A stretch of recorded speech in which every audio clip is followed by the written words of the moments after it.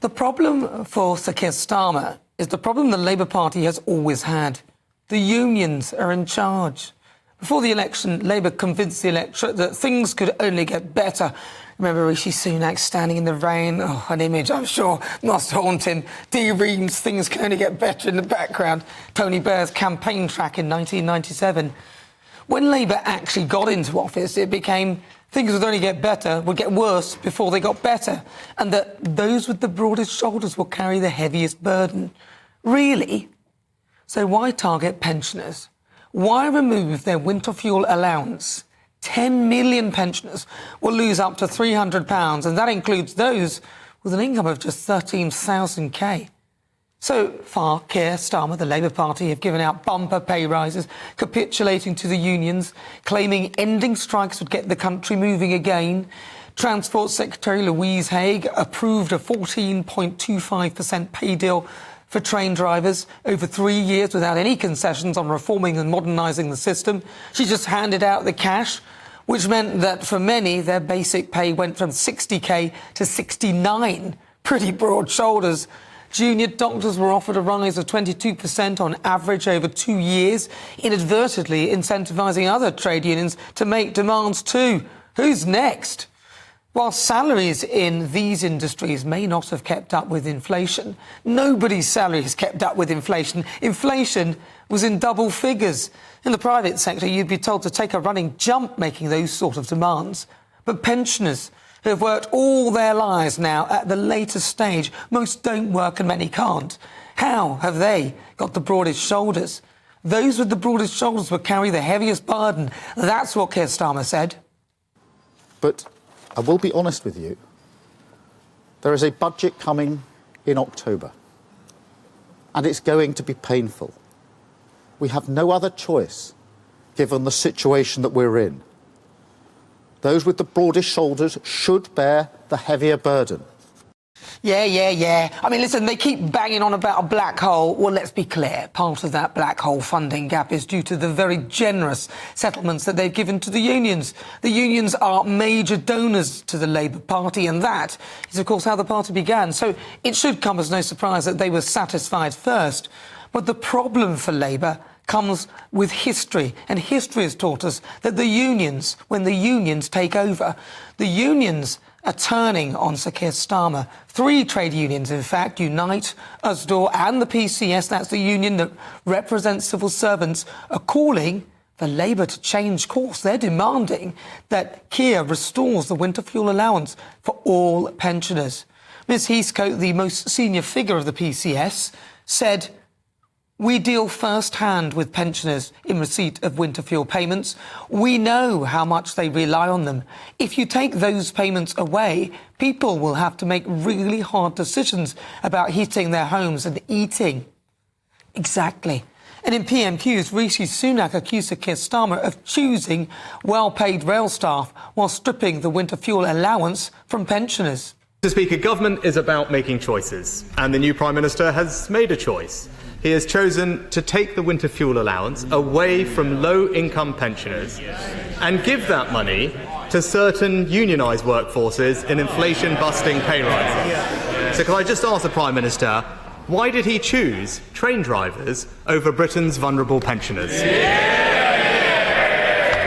Mr. Speaker, this government was elected to clear up the mess left by the party opposition and to bring about the change that the country desperately needs. Yes, but those with the broadest shoulders, you said, would carry the heaviest burden. Whilst Keir and his fellow MPs like Rachel Reeves, who arrogantly announced the winter fuel policy without the necessary consultation, and she even doubled down, they may think that they have a carte blanche to run roughshod with their 158-seat majority. But the unions are their real masters on winter fuel, on that allowance. And on this matter, I actually agree with the unions. Those with the broadest shoulders should carry the heaviest burden, and it's not pensioners. The question is, though, who is running the show? The unelected union bosses or Keir Starmer and his elected party?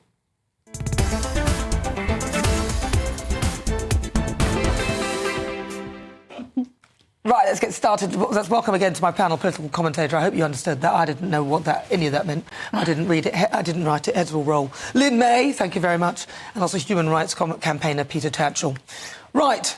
So let's talk the Labour Party. Who's in charge of the Labour Party? Now, I don't disagree with the unions here. They are right, because in particular the PCS, they look after civil servants. They know civil servants who will run the pensions and so on. They know the troubles that pensioners are going through. Yeah, it's absolutely diabolical that Labour talks about, change, looking after the people who are in difficulty, and then whacks this decision to deprive poorer pensioners of the winter fuel allowance. Now, look, when it comes to who runs the Labour Party, it's clear the Labour Party runs itself.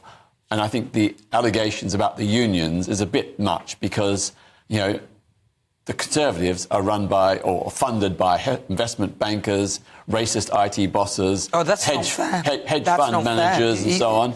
Yeah. They've produced all this funding for the Tories. The amount the unions give is very small. It's a voluntary donation by their members. They're just seeking to look after themselves. The real issue is we can plug the deficit, the black hole, with something else. And the simple solution is a 2% tax on people with more than £10 million in assets would raise a staggering £24 billion. Completely cover the black hole. Lovely, but they're all running away.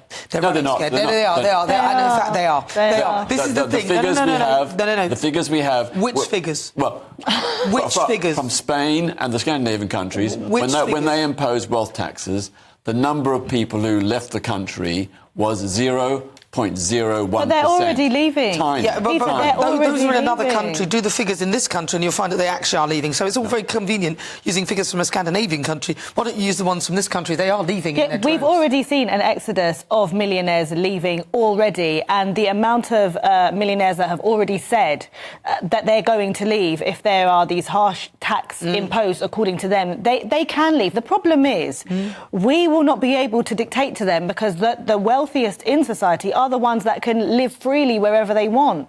And the ones, millionaires, they pay a lot already. They pay a lot in VAT. And if they go, then the middle class that are not that wealthy, even though people that are going to have to fit the bill.